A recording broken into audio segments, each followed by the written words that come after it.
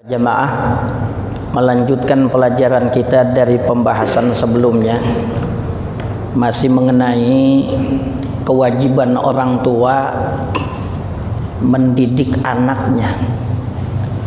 Qala al-muallifu rahimahullahu ta'ala wa adaman naf'a bihi wa bi'ulumihi fid dharaini amin. Qala thumma yanbaghi an yushghala fil maktabi. Kemudian seyogianya an yushghala, bahwa seorang anak itu dicariin kesibukan fil maktabi, untuk belajar di madrasah. Jadi Rasulullah Shallallahu Alaihi Wasallam memberikan banyak gula-gula keutamaan besar bagi orang tua yang berhasil memberikan pendidikan agama secara maksimal. Dalam sebuah hadis dikatakan, rahimallahum ra'an a'ana waladahu an yabirrahu. Orang yang didik anaknya dengan betul, dia dapat hadiah yang sangat besar. Sampai kata Nabi, rahimallahum ra'an, Allah bakal ngasih yang namanya kasih sayang, rahmah. Rajulan a'ana waladahu an yabirrahu, rahimallahum ra'an a'ana waladahu an yabirrahu. Seseorang Allah bakal kasih sayang ketika dia berhasil mendidik anaknya jadi anak yang bakti sama orang tuanya. Ini kewajiban kita, upayain semaksimal mungkin. Karena yang namanya hidayah itu urusan Allah.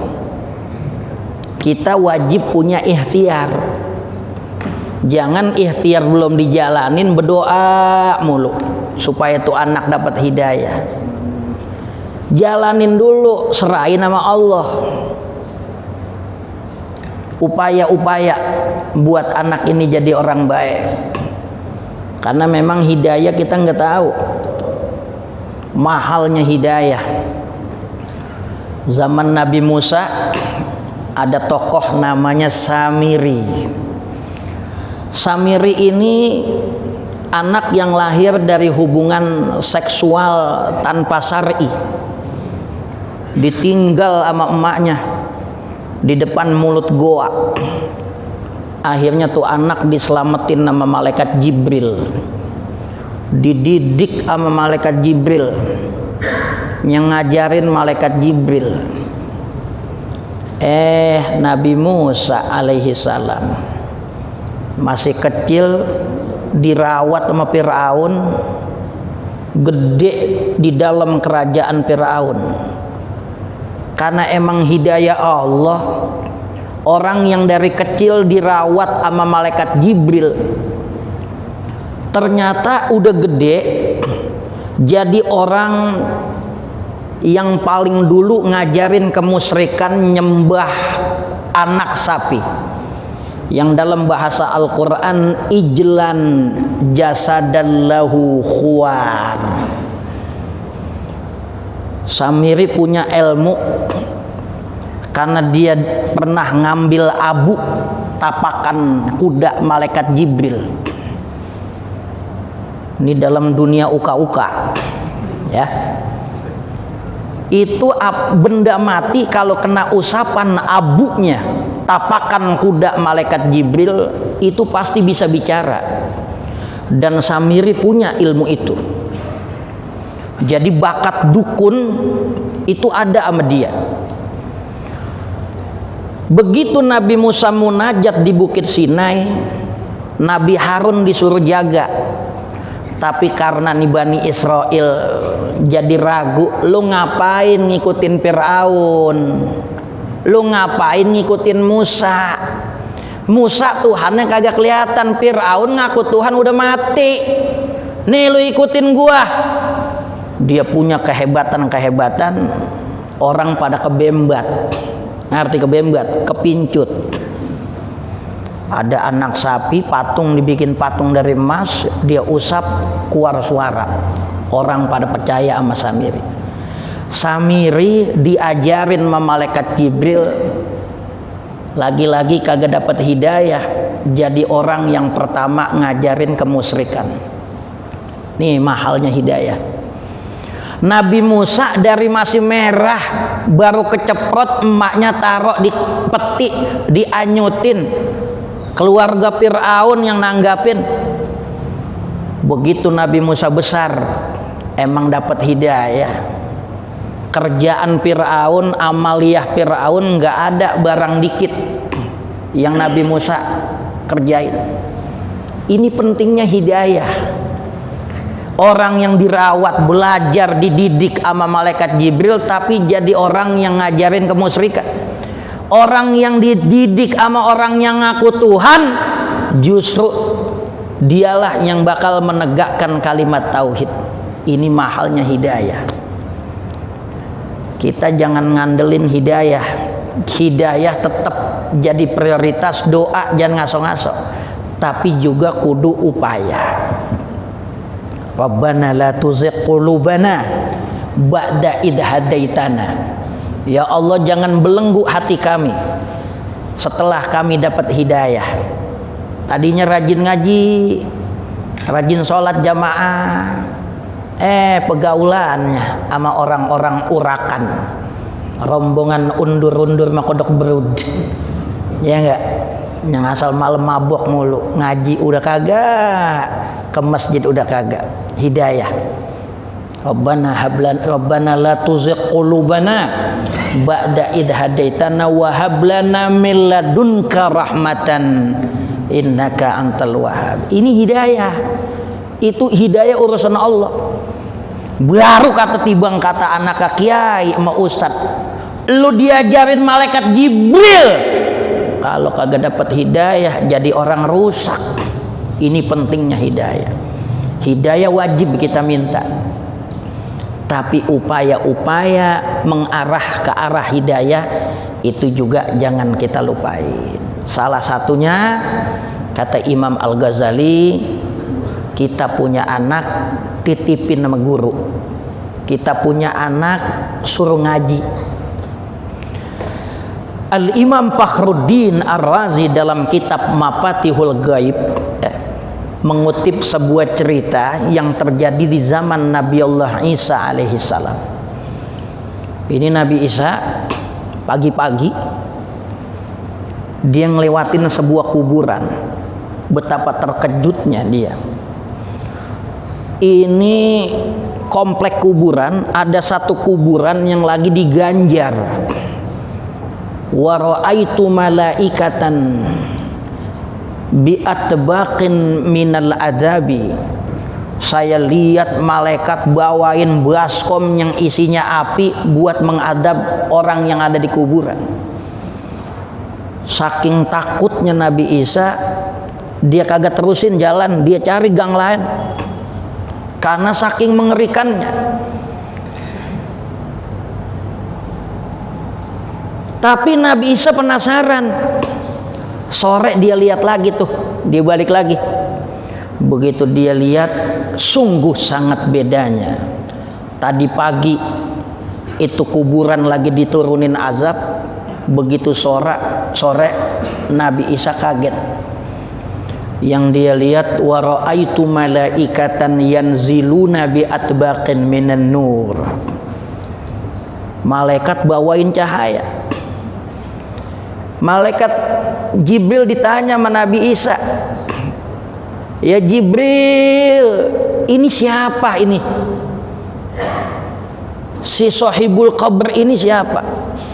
Kata malaikat Jibril, ya Nabi Allah, ya Ruh Allah, itu si mayit yang ada di kuburan, dia masih hidupnya pelaku maksiat. Kalau main judi jangan ditanya, mabok jangan ditanya, emang udah wiridan dia hari-hari. Ini orang bajidor, bukan sekedar ngerjain maksiat, dia ngumpulin orang buat ngerjain maksiat. Rumahnya jadi base camp buat ngerjain maksiat. Makanya Allah turunin azab. Setiap pagi dia nerima ganjaran dari dosa-dosa yang dia kerjain. Begitu dia punya anak, lama-lama anaknya gede. Itu anak yang dia tinggal disuruh ngaji sama emaknya, datang ke rumah kiai. Begitu anaknya buka ya kitab, di situ ada bacaan bismillah. Itu anak nyebut bismillah, nyebut nama Allah. Sehingga Allah Ta'ala berkata kepada Nabi Isa, ya Isa wa izzati wa jalali wa inni qad istahyaitu an u'adzibahu wa waladuhu yadhkuru ismi.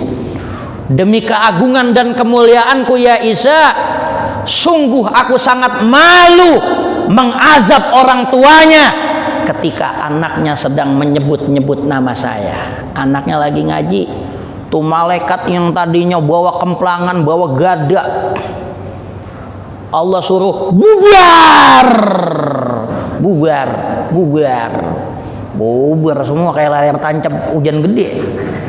Ya enggak, misbar, gerimis bubar. Ini keutamaan anak soleh, di mana tuh anak nuntut ilmu agama, nyebut nama Allah, ampunan besar yang Allah berikan buat orang tuanya. Nih, ini aset besarnya anak, aset besar. Fayata'allamul Qur'ana, sehingga dia mempelajari Al-Quran, wa ahaditsal akhbari, dan mendengar hadis, membaca hadis, hukum-hukum dari Nabi, ya, nasihat-nasihat Rasulullah, wa hikayatil abrari, hikayat-hikayat orang-orang baik. Kenapa? Ketika dia dengar bagaimana Nabi sama sahabat, bagaimana tabi'in, bagaimana orang-orang soleh, para aulia, suhada, nanti ada kecenderungan dirinya pengen nyontoh kebaikan-kebaikan yang dia dengar dari hadis maupun dari cerita-cerita itu. Itu akan bawa bekas yang baik buat si anak. Dia dengar cerita ulama, ada ulama namanya Baqi bin Makhlad, ini dari Andalusia, Al-Qurtubi, Cordoba. Dia tinggal di Andalusia. Dia dengar ada ulama besar ahlul hadis namanya Imam Ahmad bin Hanbal radhiyallahu anhu. Dia demen banget sama ilmu. Dia bawa harta secukupnya. Dia melakukan perlawatan ilmiah dari Andalusia ke Baghdad. Begitu nyampe Baghdad, ternyata ulama yang dia kagumi ini beberapa hari yang lalu dicekal oleh pemerintah. Imam Ahmad dapat ujian karena khalifah yang hidup saat itu aliran kalamnya Mu'tazilah. Imam Ahmad disuruh ngomong Quran itu makhluk. Imam Ahmad nggak mau. Imam Ahmad dicekal, nggak boleh ngajar. Ahlul hadis tangkep-tangkepin, jangan ngajar, karena dia nggak mau bikin statement Quran itu makhluk. Kata Imam Ahmad, Quran itu qadim. Kalau kalamnya makhluk, maka yang punya kalam jadi makhluk. Imam Ahmad kagak mau ngomong begitu. Akhirnya Imam Ahmad dicekal, jadi tahanan rumah. Kalau ngajar di masjid, undangan ceramah nggak boleh, bolehnya ngajar di rumah. Ini Baqi bin Makhlad nyari rumahnya Imam bin Ahmad bin Hanbal. Imam Ahmad bin Hanbal ketemu. Begitu dia ketemu, jangan ente ngaji, sebab aneh masih dalam pengawasan penguasa. Kalau aneh memberikan materi, nyampein hadis, aneh bakal ditangkap. Jangan. Akhirnya nih si Baqi bin Makhlad dia nyari siasat. Dia datang dari Andalusia ke Baghdad. Begitu dia datang, ini ada fitnah begini sama Imam Ahmad. Dia mau pulang kagak dapat apa-apa. Lah kayak orang mau mancing, tegeknya udah 5. Ya enggak, nyampe sono kobaknya dicengkaling, malu sama orang kampungnya.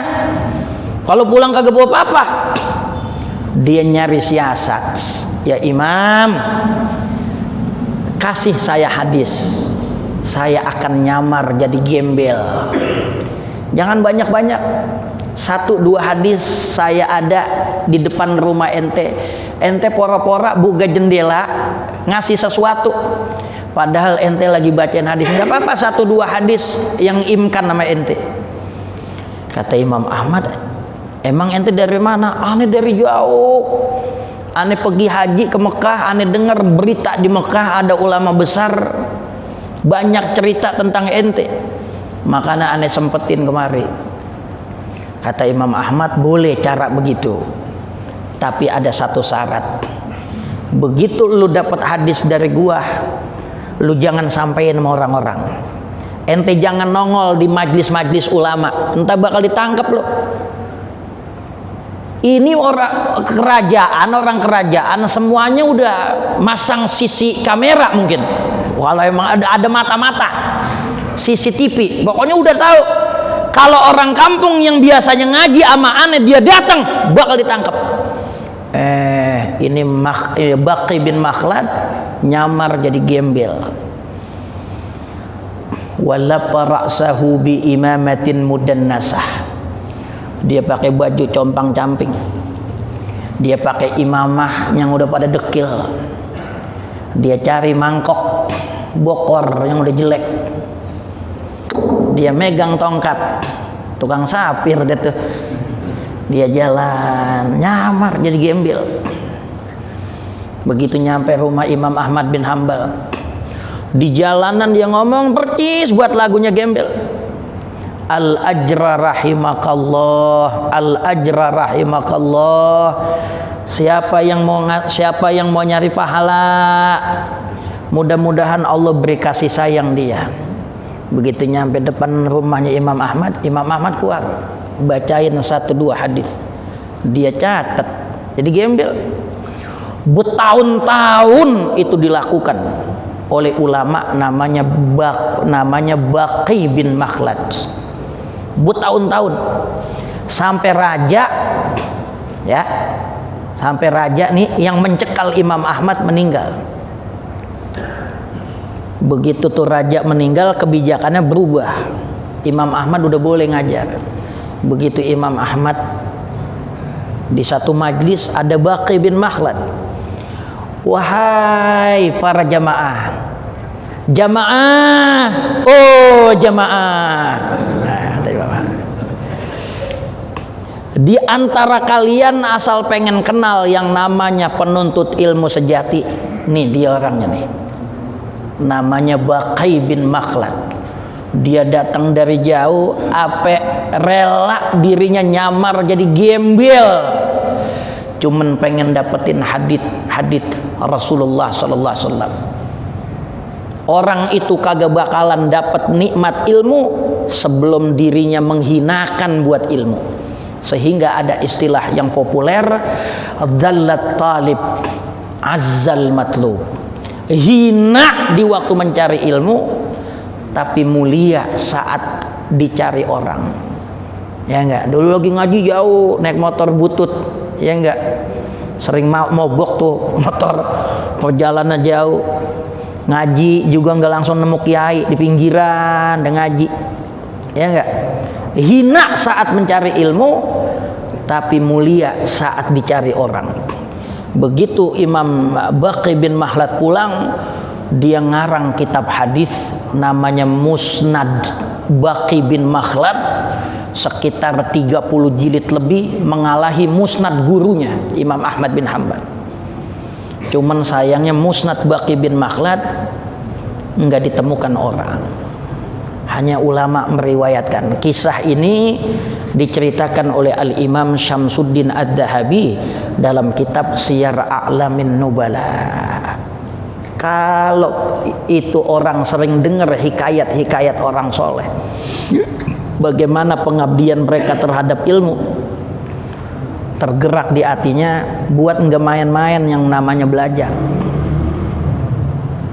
Biqadril kaddi tuktasabul ma'ali wa man talabal ula sahiral layali. Ya, cita-cita tinggi itu dapat kita raih sesuai dengan usaha kita. Lah kalau belajar maunya tidur aja, kekepan mau bantal mulu, lah kagak bisa banyak ilmu yang kita dapat. Ulama dulu apa begitu.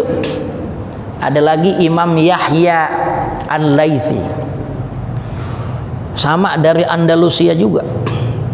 Dia dengar di Madinah ada ulama beken dalam hadis namanya Imam Malik bin Anas radhiyallahu anhu. Dia pergi dari Andalusia ke Madinah. Begitu nyampe Madinah, murid Imam Malik banyak.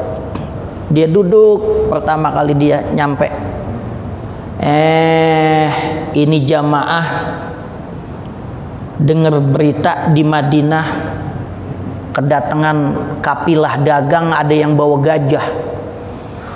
Itu semajlis buron semua. Orang Madinah gitu hari belum pernah ngeliat gajah, jadi apa ketemben banget. Apa gundam buat gajah kayak mana sih, denger-denger doang riwayatnya. Belalai sama kupingnya panjang, udah lebih-lebihan kayak tampah. Jadi tuh orang semajlis bubar gara-gara pengen ngeliat gajah. Tumen atu-atunya ada anak muda namanya Yahya bin Yahya Al-Laitsi. Dia nggak pergi. Fa'ajaba Malikun. Imam Malik takjub sama dia.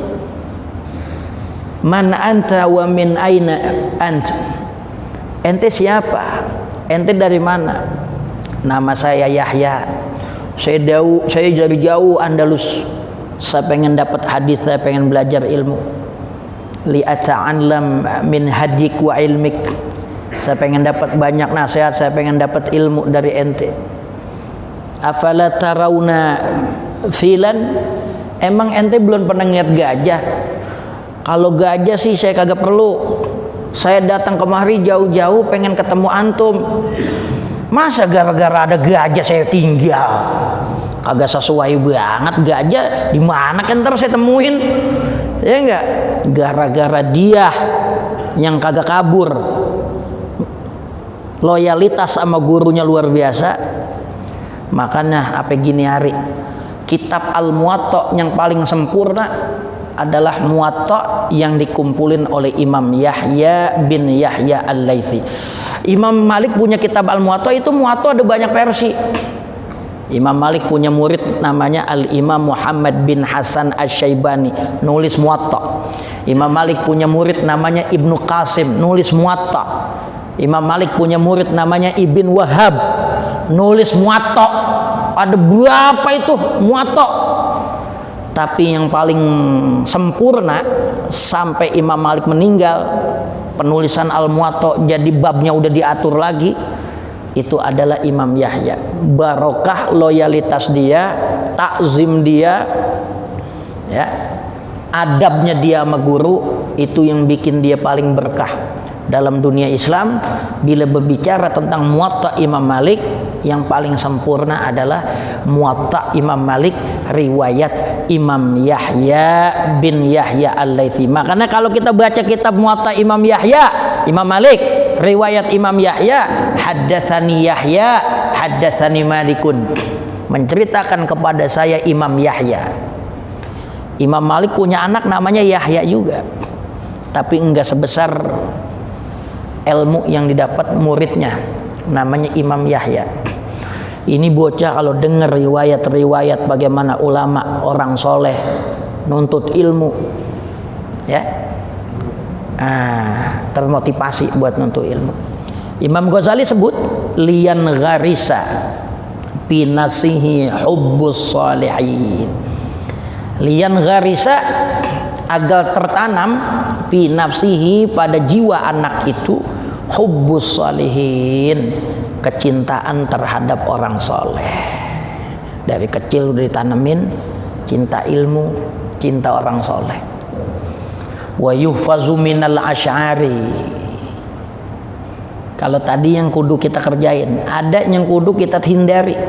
Wa yuhfazu, dan jauhinlah bocah itu minal asy'ari, daripada membaca syair-syair allati fiha dzikrul ishqi wa ahlihi, yang di dalamnya disebutkan tentang isyq, berbicara tentang kerinduan, berbicara tentang cinta, berbicara tentang kalimat-kalimat yang isinya mengungkapkan cumbuan-cumbuan cinta. Wa ahli, jauhin kalau masih bocah, jangan diajar-ajarin baca-baca novel tentang cinta. Tadi jadi cengeng, ya enggak, mau nangis mulu, nggak nemu ceweknya 2 hari nangis, ya enggak. Bocah jauhin dari baca-baca begitu. Hikayat orang soleh bagus, tapi kitab-kitab, buku-buku tentang percintaan hendaknya dijauhi, ya. Mentalnya mental bukan penuntut ilmu, demennya iya seperti itulah, ya. Dikit-dikit nyanyi mulu kayak India, ya. Wa ahlihi, dan orang-orang yang mabuk dengan cinta, diam dikit-dikit nyanyi. Kalau hatiku sedang rindu, pada siapa ku mengadu, dalam hati bertanya selalu, berlinanglah air mataku. Ya Allah, bocah nyanyinya begitu kagak sembaban banget. Wa yuhfazu, dan dijauhin bocah-bocah itu min mukhalatatil udabai, dari bergaul kepada ahli sastra. Alladzina yaz'umuna, yang mereka menyangka anna dzalika minaz zarfi, bahwa ahli sastra itu adalah orang-orang cerdas, al-qiyasah, orang-orang pandai, wa riqqatit tab'i, dan tabiat yang halus, itu dijauhin, ya. Wasyu'ara'u yattabi'uhumul ghawun, kata Quran. Para penyair itu dari zaman ke zaman banyak diikuti oleh orang-orang sesat buat nguatin keburukannya, maksiat yang dikerjain. Fa inna dzalika yagrisu fi qulubis sibyani, maka sesungguhnya bergaul dengan para penyair, para ahli sastra, yagrisu fi qulubis sibyani, dapat menumbuhkan di hati anak-anak badral fasadi, benih-benih kerusakan. Jadi rusak. Summa mahma zahara minas sabiyyi, kemudian kapan-kapan kalau muncul pada anak itu khuluqun jamilun, perangai-perangai yang baik, ada kerjaan baik yang dilakuin sama tuh bocah, wa fi'lun mahmudun, perbuatan yang terpuji. Apa kata Imam Ghazali kalau bocah pinter nulis, pinter gambar, kalau ngomong tuh jawabannya ada aja bisa, ya. Fayam bagi an yukrama, semestinya anak itu dimuliakan, alaihi, atas dirinya, wa yujaza, dan hendaklah dibales, alaihi, atas bocah itu, bima yaprahu bihi, dengan sesuatu yang dia girang. Kasih hadiah, bisa nulis, kasih hadiah. Dia punya bakat-bakat tertentu, kasih hadiah. Perbuatan-perbuatan baik, dia bagi temannya makanan, puji dia, kasih dia hadiah. Wa yumdaha, dan berikanlah pujian baina azhurin nasi, kepada halayak ramai, bukan di depan dia doang kita puji, sama orang kita ceritain. Anak kita itu bocah udah apal dari al-hakumut ke bawah, banyak apalan-apalan tertentu, aqidatul mujmalah apal, aqidatul awam apal, kita ceritain, sama orang juga ceritain. Fa in khalafa dzalika, maka jika dia menyalahi demikian itu, bukan perbuatan baik yang dikerjain, Asal ngupil, habis ngupil tembok dipeperin. Ada lagi yang ingusnya itu serat dijilat. Kalau emang perbuatan buruk fi ba'dil ahwali, dalam sebagian kesempatan, marratan wahidan, terjadi sekali, ya kadang-kadang ada perbuatan yang gak baik yang dilakukan anak itu, fayambaghi ayyutaghafala anhu, maka semestinya orang tua itu pora-pora nggak tahu. Tuh anak mecahin gelas, ya, tuh anak kreatif, motor buah-buahnya tangkinya diisiin gundu. Itu jangan dimaki-maki, jangan dibentak. Emang kurang ajar, bego loh. Wah, ntar potensi-potensi yang baik, karakter-karakter bisa terbunuh ketika kita hina dia, kita celak dia. Nauzubillah. Itu dilarang buat sama Imam Ghazali. Syariat kita ngajarin bukan begitu. Kalau ada yang baik, ceritain. Kalau ada yang kagak baik, ayyutaghafala anhu. Orang tua pora-pora nggak tahu, ya. Ini bocah ngompol mulu, malah lebar buat udah kayak kobrak. Jangan jadi maki-maki. Wala yuhtaka sitruhu, jangan diungkap rahasia dia, aib dia jangan diungkap. Wala yukashafa, dan jangan dipublikasikan. Ya, nggak boleh, nggak boleh. Ntar tuh anak jadi nggak mau terbuka nanti udah gede. Dia sering murung, diem, nggak mau curhat sama orang tuanya karena dia sering diejek, diolok-olok. Itu jadi begitu tuh bocah. Wala yuzhira lahu annahu yutasawwaru an yatajasara ahadun ala mitlihi. Dan janganlah orang tua itu menampilkan bagi si anak annahu yutasawwaru, bahwa perbuatan itu digambarkan, an yatajasara ahadun, bahwa ada orang yang berani ngerjain itu ala mitlihi, atas perbuatan yang serupa. Lu jangan kayak Sanu noh, sekolahnya malas banget, udah gede tua bangka belum bisa nulis. Itu jangan nyebut-nyebutin kenakalan orang lain sama anak kita, jangan. Berarti ini anak ngambil kesimpulan, orang aja begitu, tuh berarti gue ada temennya. Nah, Imam Ghazali jangan kerjain yang begitu. Ntar dia jadi berani lagi. Wah, gue doang kali begitu. Ada lagi. Nah, wala siyama, terutama idza satarahus sobiyu, perbuatan-perbuatan di mana dia sembunyiin, jangan diungkap. Wajtahada fi ikhfaihi, dan dia berupaya untuk menyembunyikannya. Ya, perbuatan-perbuatan yang sangat privasi itu jangan diungkap-ungkap, jangan disampaikan sama orang. Dibentak, diomelin nggak boleh. Fa inna izhara dalika, kenapa? Karena mempublikasikan aib yang dilakukan oleh anak itu, rubbama yufiduhu jasaratan, terkadang menyebabkan anak itu nambah berani, hatta la yubaliya bil mukasyafati, sehingga dia nggak peduli walaupun aibnya itu diungkap. Karena emang udah diomongin mulu, udah kebal, ya enggak. Gua kerjain sama kagak, emang udah diomelin mulu, diomongin mulu, gua kerjain aja dah. Nah, jadi tuh anak entah udah jadi berulang-ulang lagi kesalahan itu.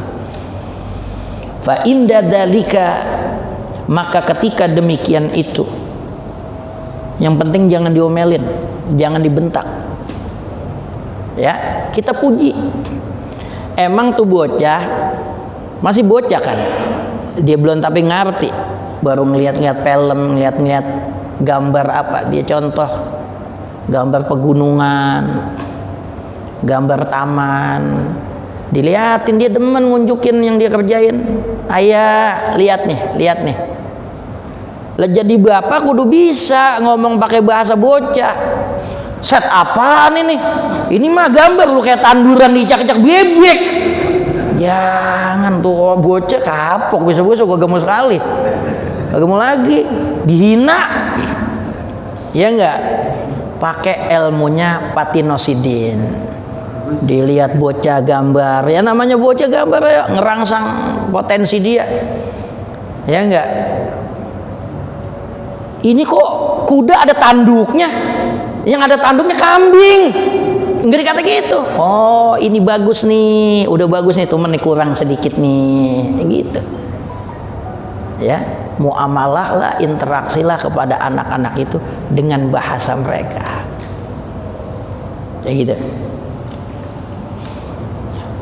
Kalau apa dia ulangin lagi, ya, bayan bagi an yu'ataba, maka selayaknya bagi orang tua itu boleh mengkritik, boleh ngomel, tapi mendidik sirron, secara apa? Rahasia, orang lain gak ada yang tahu. Wa yu'azzamal amru fihi, dan dianggap perkara itu adalah perkara besar. Nih bocah udah gede, masih sering berak di celana, omelin, tapi kasih didik dengan kalimat yang baik, dengan bahasa pendidikan. Ya, sebab dia ngulangin yang kedua kali dengan cara yang baik. Wa yuqalu lahu, dan disebutkan kalimat buat dia, iyyaka, jauhilah olehmu, an ta'uda ba'da dalika limithli hadza, jauhilah oleh dirimu untuk kau mengulangi lagi limithli hadza, perbuatan seperti ini, wa an yuttala'a, dan bahwa bakal diketahui oleh orang alaika, atas dirimu, fi mithli hadza, pada perbuatan ini. Ini yang kedua kali, ente jangan kerjain lagi. Kalau ini ente udah kerjain lagi, ntar lama-lama banyak orang yang tahu. Fataqtadhiha bainan nas, maka engkau akan malu ketika diketahui oleh orang banyak. Ya. Kalau emang mau pipis berasa udah mau keluar, ngomong. Kalau emang mau kalau udah emang berasa mules, ngomong. Ya enggak, jangan udah mau keluar ngomong. Jangan, ya gitu. Wala tuktsiril qaula alaihi wallahu a'lam bissawab. Mudah-mudahan ya pendidikan anak yang diajarin nama Imam Ghazali kita bisa terapin dalam hidup kita. Mudah-mudahan banyak manfaatnya. Al-Fatihah. A'udzubillahi minasyaitonir rajim. Bismillahirrahmanirrahim. Alhamdulillahirabbil alamin. Arrahmanirrahim. Maliki yaumiddin. Iyyaka na'budu wa iyyaka nasta'in. Ihdinas shiratal mustaqim. Shiratal ladzina an'amta 'alaihim ghairil maghdubi 'alaihim waladdallin. Amin. Subhan